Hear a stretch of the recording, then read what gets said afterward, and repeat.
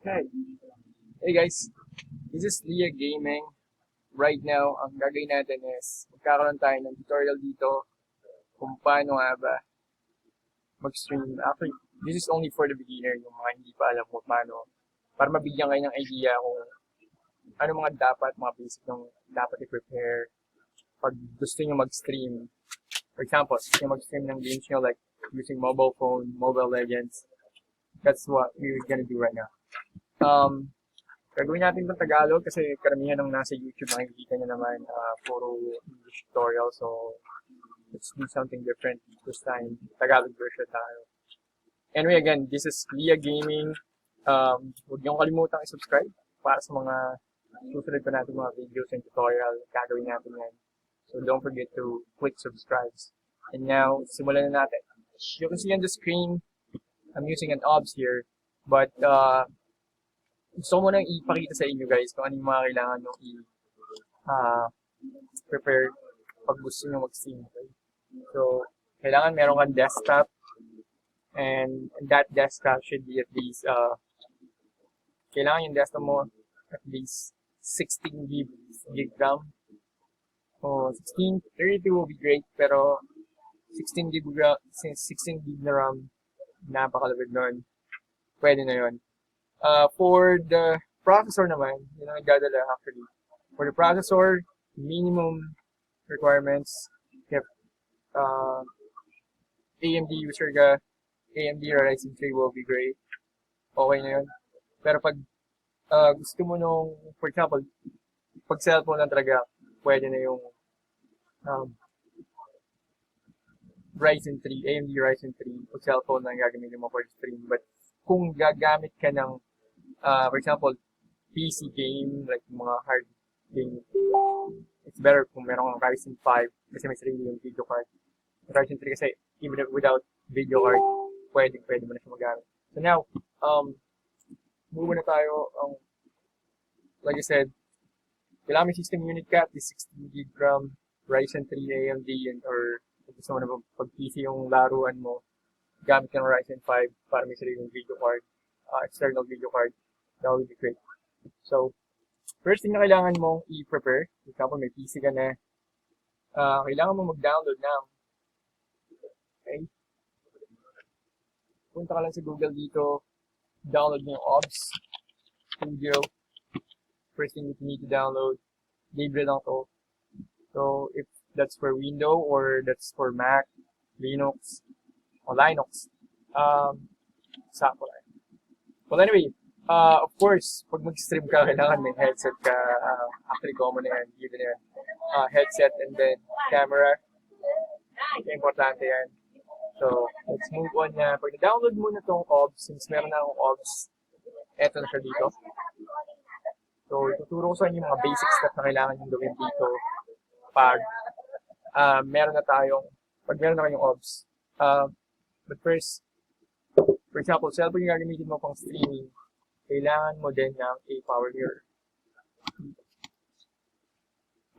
So, libre lang din siya guys. Kailangan nyo lang gawin. Download nyo. A power mirror. Since meron na ako nun, download nyo lang siya. Once na-download nyo siya, eto na siya. Okay. Open natin yan.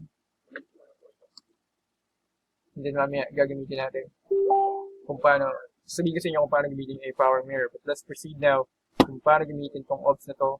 As you can see on the screen, ito yung scene, this is source, this is the audio, mic, and unang-una mong kailangan gawin, of course, dapat mag-add ka ng scene dito, which is, for example, ito na yung inert ko, this the streaming. Yan, nakita nyo naman. Nakapanigo. For streaming, of course, kailangan ka may video capture ka. For example, wala pa tong video capture na to.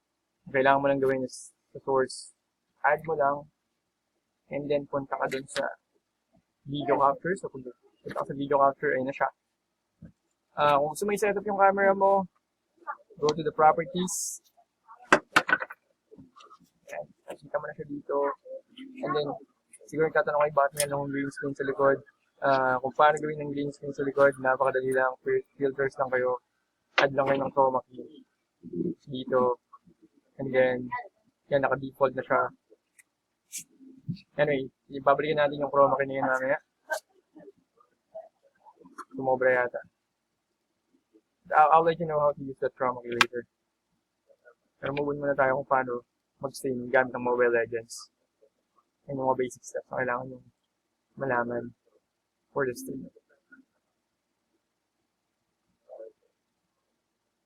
Okay? So, eto na. Eto na yung streaming nyo. Itong Windows Capture na to, ito lang kailangan nyo gawin for this. Kailangan mo lang pindutin yung source dito. And then, click mo dito yung Windows Capture para makuha mo itong si A Power Mirror. Eto. A Power Mirror, for example, I'm gonna use... Anyway, para pala,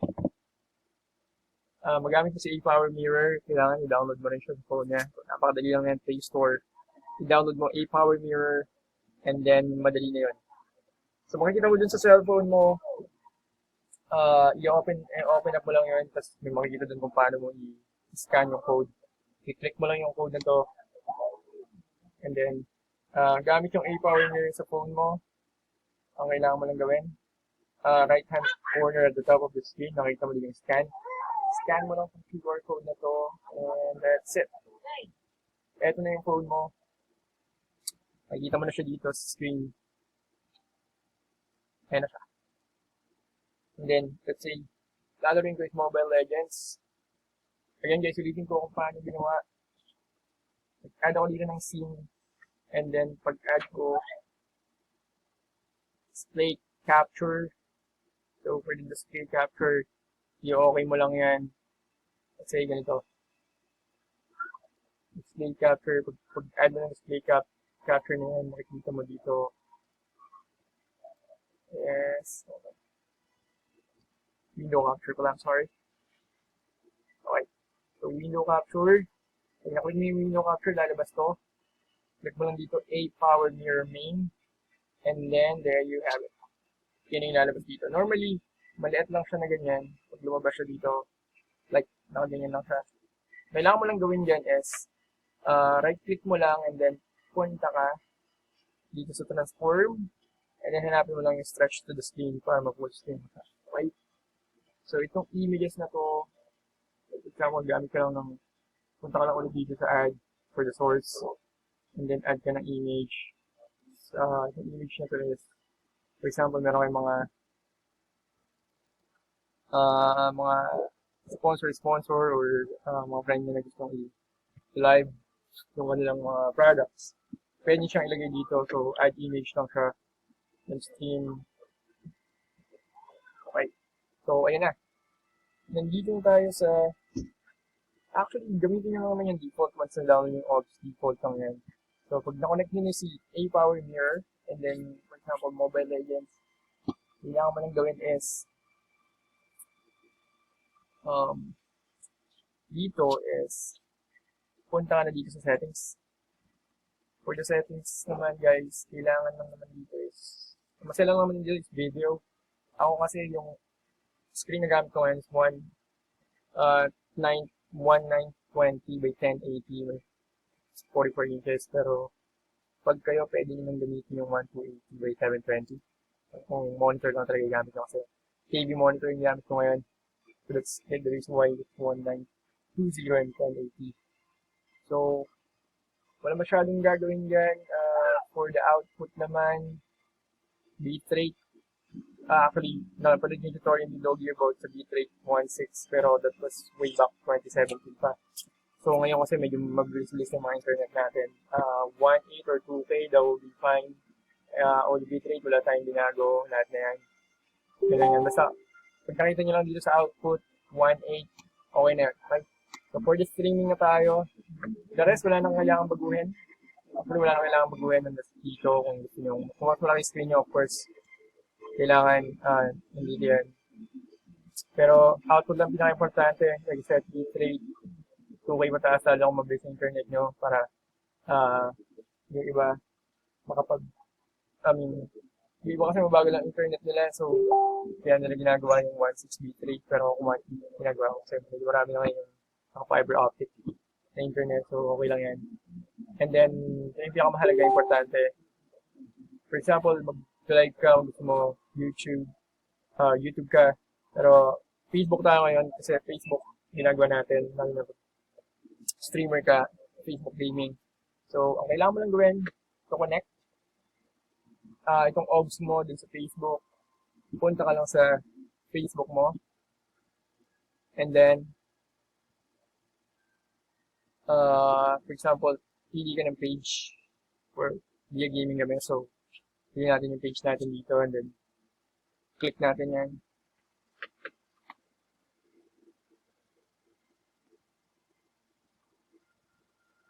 So, click mo lang dito live.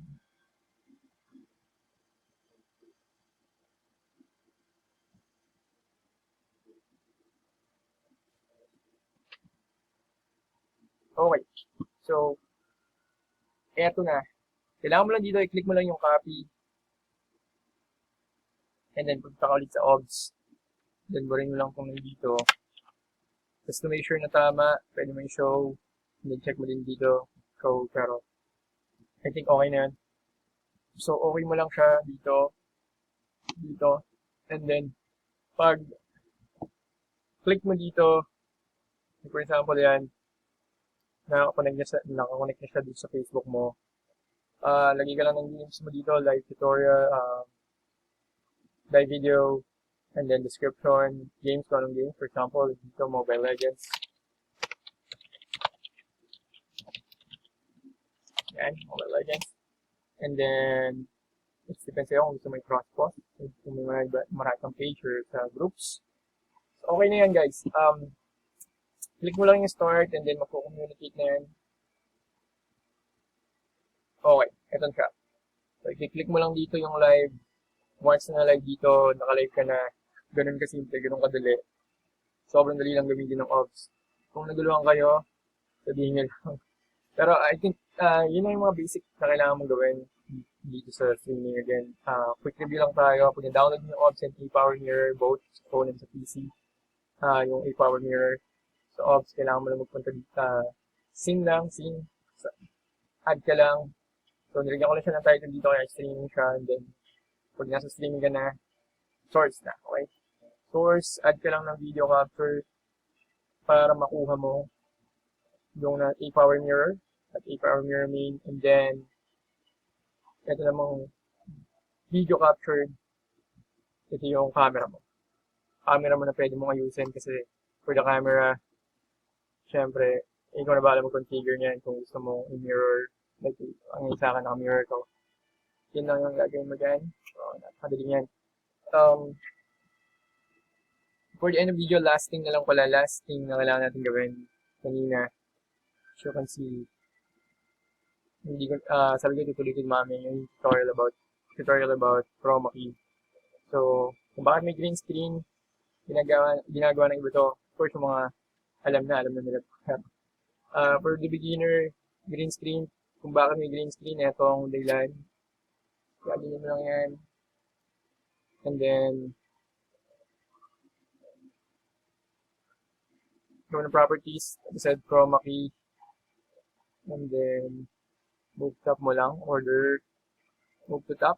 So, pagka naglaro ka na, ayun na guys.